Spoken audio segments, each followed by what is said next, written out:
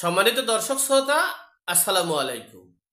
আজকের বিষয় এই ছাত্র জনতার যে পার্টিটা, সেটা একটা আধুনিক যুগের আধুনিকায়নের মানে সিস্টেমে আমরা চেয়েছিলাম, কিন্তু দুঃখের বিষয় যেসব বিষয়টা নিয়ে এই ছাত্ররা যেদিন রাজনৈতিক দলটার আত্মপ্রকাশ করেছেন, সেদিন যে কথাগুলো বা যে উদ্দেশ্য, যে পারপাস বক্তব্যের সামনে তুলে ধরেছেন, এতে দেশি বিদেশি বিভিন্ন মিডিয়া এবং বিশ্লেষকরা খুব যথারীতি একটু আতঙ্কিত এবং বিস্মিত এবং বিচলিত।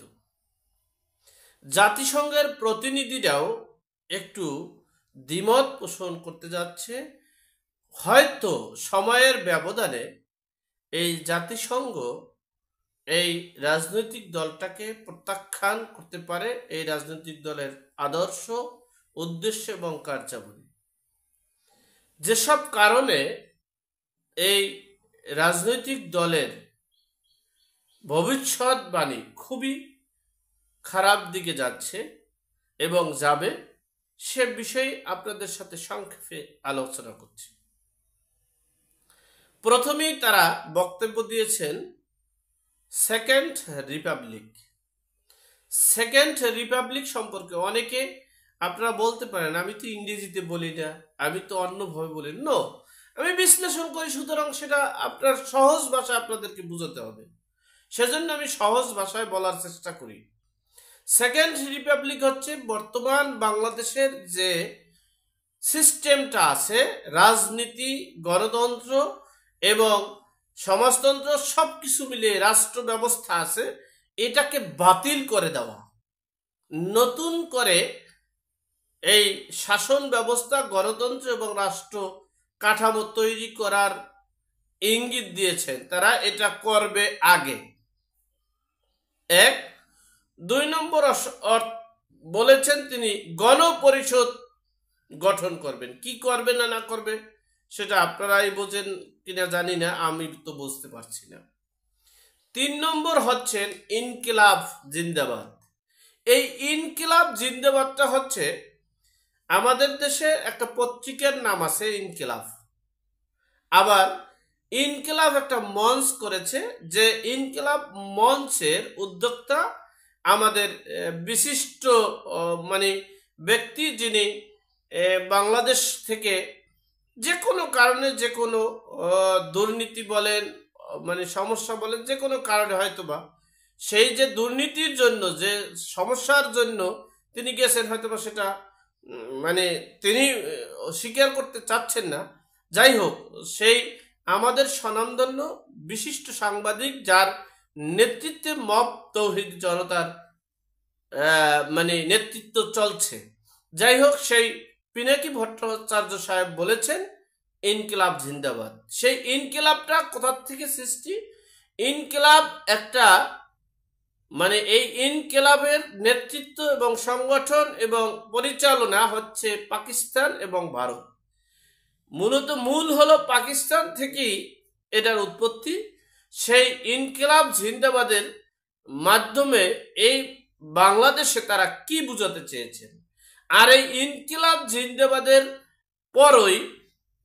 পরে পাকিস্তানের এই জমায়েতে তৌহিদি জনতার নেতা এবং সাবেক তত্ত্বাবধায়ক সরকারের মানে সরকারের একজন সরকার, তিনি সেই তত্ত্বাবধায়ক সরকারের নেতৃত্বে সরকারের স্থানে থেকে এবং এই জমায়েতুল তৌহিদি জনতা বা মব তৌহিদি জনতা বলেন, মানে ইসলামী তৌহিদি জনতার যে প্রধান, তিনি হলেন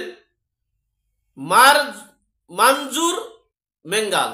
এই মানজুর মেঙ্গাল তিনি বলেছেন পাকিস্তানেরই অংশ বাংলাদেশ, মানে বাংলাদেশ পাকিস্তানের অংশ এবং বাংলাদেশের সবাই পাকিস্তানের সাথে সম্পৃক্ত হতে চায়, সেই উদ্দেশ্যে পাকিস্তানের প্রধানমন্ত্রী শাহবাজ শরীফকে তিনি বক্তব্য দিয়েছেন এবং তিনি আশ্বস্ত করেছেন তাকে মানে কার্যক্রম চালু করার জন্য পদক্ষেপ নিতে বলেছেন।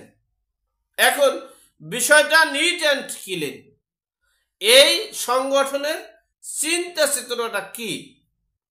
এখন আসেন, এই সংগঠনের তারা কিন্তু কখনোই বলেনি যে আগামী জাতীয় নির্বাচনটা কখন হবে, কখন তারা চায় এবং কিভাবে তারা জনগণের কাছে যাবে, জনগণের কাছে কি কি প্রত্যাশা, মানে জনগণের পক্ষে কি কি কাজ করবে, এই বিষয়ে কিন্তু তাদের কোনো আলোচনা ছিল না। তাদের একটা আলোচনা ছিল, সেটা হবে সংস্কার করতে হবে।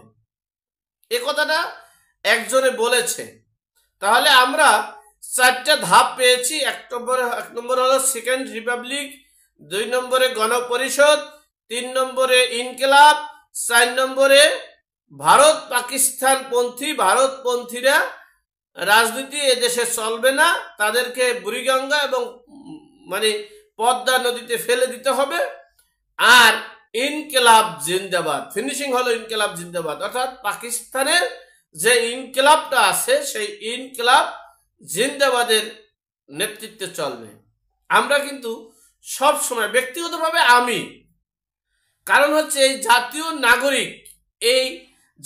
নাগরিক পার্টি এবং জাতীয় নাগরিক কমিটি এবং জাতীয় নাগরিক উন্নয়ন পার্টি প্রকল্প, এটার প্রধান উদ্যোক্তা হচ্ছি আমি 2004 সালে আমি আমার একটা সামাজিক সংগঠনের মাধ্যমে সারা বাংলাদেশে আমি চেষ্টা করেছি জনগণের সেবা করতে। তখন আমার অত টাকা পয়সা না থাকার কারণে আমি তাদেরকে সেবা করেছি নিজস্ব রক্তদান কর্মসূচির মাধ্যমে। আমার নিজের রক্ত এবং আমার যারা সংগঠনে যারা ছিল তাদের সকলের রক্ত দিয়ে দেশের প্রতিটা বিভাগে, জেলায়, উপজেলায় তাদেরকে, মুমূর্ষু রোগীদেরকে মানে বিনামূল্যে রক্ত দিয়ে এরপরে সেবা দিয়েছি।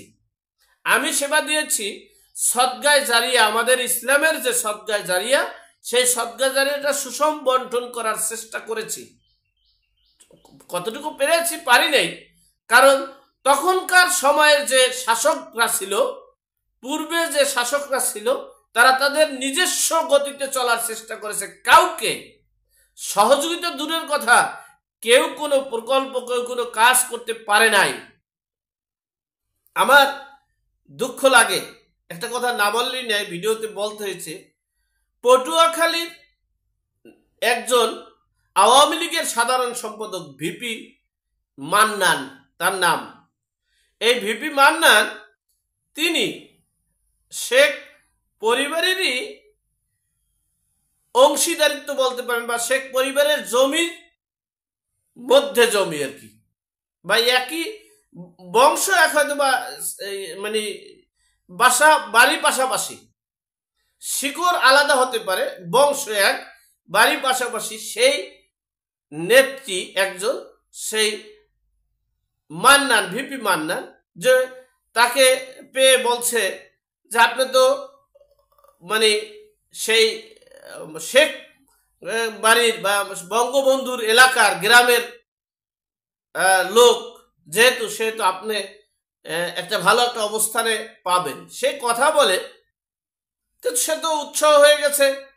তিনি তাকে স্বর্ণের নৌকো দিয়েছে, জামা কাপড় দিয়েছে, টাকা পয়সা অনেক কিছু দিয়েছে। শেষ পর্যন্ত জামাত শিবিরের এবং বিএনপির নেতাদেরকে কমিটি করেছে, তাকে সেই কমিটিতে রাখেনি। আজকে সেই কমিটি, তখন তারপর থেকে তিনি বলেছেন এই আওয়ামী লীগের যে পতন হবে পৃথিবীর সবচেয়ে নিকৃষ্টতম উপদ্বীপে।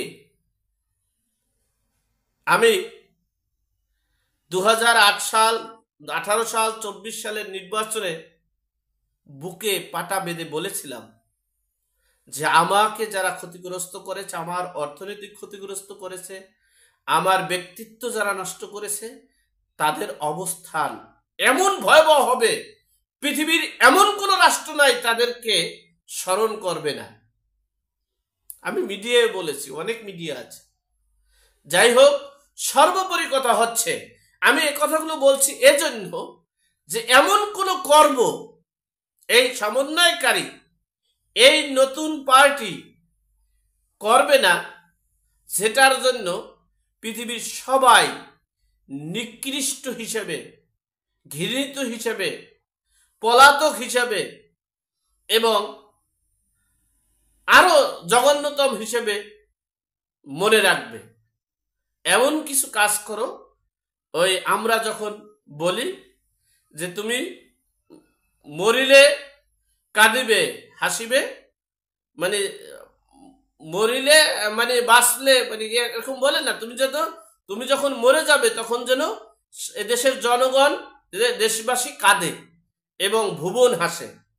সুতরাং সেই বিষয়টা আর কি সংক্ষেপে বলার চেষ্টা করছি। আপনারা সকলে ভালো থাকবেন, সুস্থ থাকবেন, দোয়ার দরখাস্ত চাই। আসসালামু আলাইকুম।